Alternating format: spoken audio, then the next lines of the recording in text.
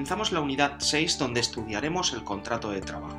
En esta unidad analizaremos qué personas pueden contratar, qué elementos componen el contrato de trabajo y los diferentes tipos de contrato que existen en nuestro país. En muchas ocasiones se suele confundir el concepto de contrato con un documento. Un contrato es un acuerdo. Siempre que existe un acuerdo entre varias partes, estamos hablando de que existe un contrato, pudiendo existir o no un documento donde queden reflejadas las características de dicho acuerdo. De esta forma, el contrato de trabajo sería el acuerdo entre el trabajador y el empresario, por el cual el trabajador se compromete a prestar determinados servicios bajo la dirección del empresario, recibiendo a cambio una retribución. Para poder celebrar un contrato de trabajo en nuestro país se deben cumplir los siguientes requisitos. En primer lugar, ser mayor de edad.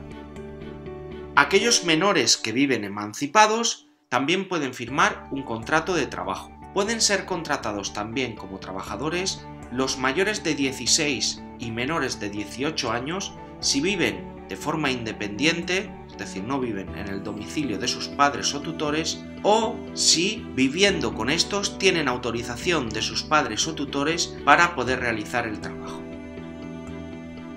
Los extranjeros que no sean comunitarios necesitan un permiso de trabajo.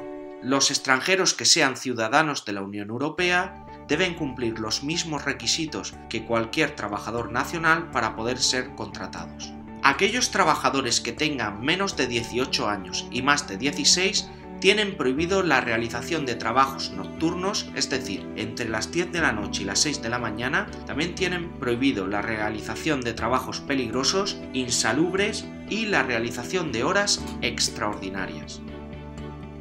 De forma excepcional, se permite trabajar a los menores de 16 años en espectáculos públicos, siempre que tengan una autorización de la autoridad laboral, por ejemplo, para cantar en espectáculos públicos o trabajar como actores en una película. Como dijimos con anterioridad, un contrato de trabajo es un acuerdo, no es un documento escrito. En principio, el contrato de trabajo se puede realizar de forma oral o por escrito. A pesar de ello, y para proteger a la parte más débil en el contrato, es decir, al trabajador, la legislación española establece que la mayoría de los contratos deben quedar obligatoriamente reflejados por escrito. Solo se permite que no se realicen por escrito los contratos indefinidos ordinarios o el eventual por circunstancias de la producción a tiempo completo y cuya duración sea inferior a 4 semanas. Ambos contratos, el indefinido ordinario y el eventual por circunstancias de la producción, serán estudiados con más detalle en el apartado 5 de la unidad, cuando analicemos las diferentes modalidades de contratación. Además, la legislación española establece que se pueda exigir por cualquiera de las partes, en cualquier momento, la forma escrita del contrato.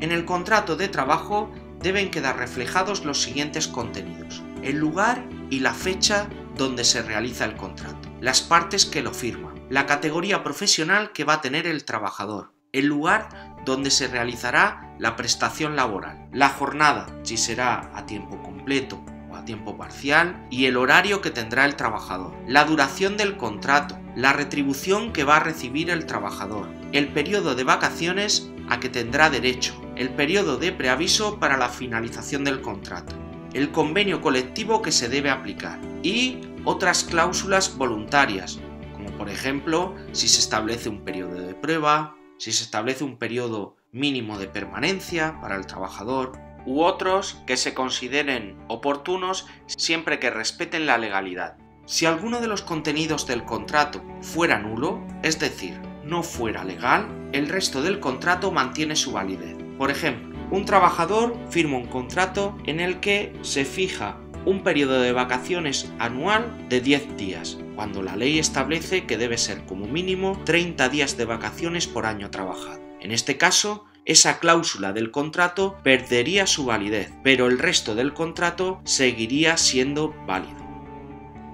Si todo el contrato es nulo, el trabajador tendría derecho a que se le remunerara por el trabajo ya realizado. Por ejemplo, imaginemos a un trabajador de 17 años, que está trabajando sin el consentimiento de sus padres. Sus padres, al enterarse de que está trabajando, deciden que el trabajador deje de prestar los servicios en la empresa donde lo está haciendo. Al no prestar su consentimiento, el trabajador no puede ser contratado y por lo tanto su contrato no tendría ninguna validez. A pesar de ello, tendría derecho a que se le pagara por el trabajo que ya ha realizado en la empresa.